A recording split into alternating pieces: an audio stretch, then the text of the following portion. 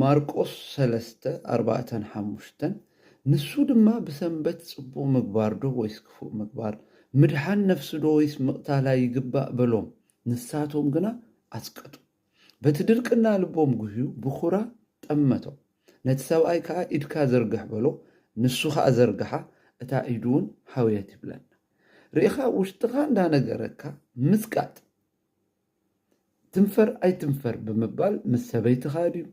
ምስ ደቅኻ ወይ ምስ ካልኦት ሰባት ምዝርራብ ፍቃድ ኣምላኽ ኣይኮነን ጎይታ ኢየሱስ ክርስቶስ በቲ ድርቅና ልቦም ጉህዩ